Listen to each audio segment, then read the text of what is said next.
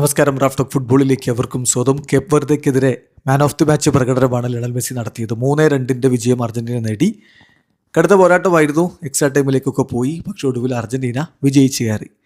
അപ്പോൾ ഒരു difficult match കണ്ടതിൻ്റെ ഞെട്ടലിലാണ് ആരാധകരെങ്കിൽ Lionel Messi പറയുന്നു, ഇതൊക്കെ ഞങ്ങൾ നേരത്തെ പ്രതീക്ഷിച്ചാണ്, ഇങ്ങനെയൊക്കെ ആവുമെന്ന് അറിയാമായിരുന്നു, ബുദ്ധിമുട്ടാകുമെന്ന് അറിയാമായിരുന്നു.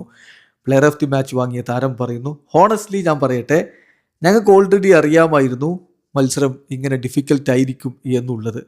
ഇതിൽ അത്ഭുതമൊന്നുമില്ല. ഉറുഗ്വായ്ക്കെതിരെയും സ്പെയിനിനെതിരെയും അവർ പരാജയപ്പെടാതിരുന്നത് കോയിൻസിഡൻസ് ഒന്നുമല്ല, അവർ മികച്ച ടീമാണ്. ആദ്യ ഗോള് ഞാൻ നേടി, അതായിരുന്നു ഹാർഡസ്റ്റ് പാർട്ട്. അതിനുശേഷം ഞങ്ങൾക്ക് മത്സരം കൺട്രോൾ ചെയ്യാൻ പറ്റും, കുറച്ചുകൂടി ശാന്തമായിട്ട് കളിക്കാൻ പറ്റുമെന്നാണ് കരുതിയത്. പക്ഷേ നേരെ ഓപ്പോസിറ്റാണ് കളിക്കളത്തിൽ സംഭവിച്ചത്.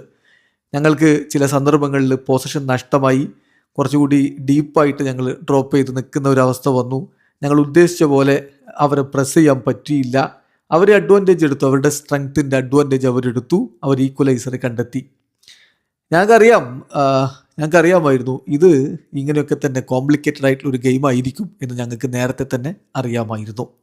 കാരണം ഇത് നോക്കൗട്ട് മാച്ചസ് ആണ്. ആരും നിങ്ങൾക്കൊന്നും വെറുതെ കൊണ്ടുവന്ന് തരില്ല. ചില ആളുകൾ ടീമുകൾ അണ്ടർ എസ്റ്റിമേറ്റ് ചെയ്യുന്നത് അവരുടെ പേരൊക്കെ നോക്കിയിട്ടാണ്. പക്ഷേ ഞങ്ങൾക്കറിയാം ഇത് ഒരിക്കലും ഈസി മാച്ച് ആയിരിക്കില്ല എന്നുള്ളത് ഞങ്ങൾക്കറിയാമായിരുന്നു. അതാണ് ഈ വേൾഡ് കപ്പിനെ കൂടുതൽ സ്പെഷ്യലാക്കി മാറ്റുന്നതും. എല്ലാം ഇൻക്രെഡിബിളി ക്ലോസ് ആണ്. And every single game is extremely difficult. തീർച്ചയായിട്ടും എല്ലായ്പ്പോഴും എന്ന പോലെ തന്നെ ഞങ്ങളുടെ എല്ലാം കൊടുത്തുകൊണ്ടാണ് പോരാടിയത്. ഞങ്ങൾ നന്നായി കളിച്ചോ ഇല്ലയോ എന്നുള്ളതല്ല, ഞങ്ങൾ എല്ലാം സമർപ്പിച്ച് കളിക്കളത്തിൽ നിന്നിട്ടുണ്ട്.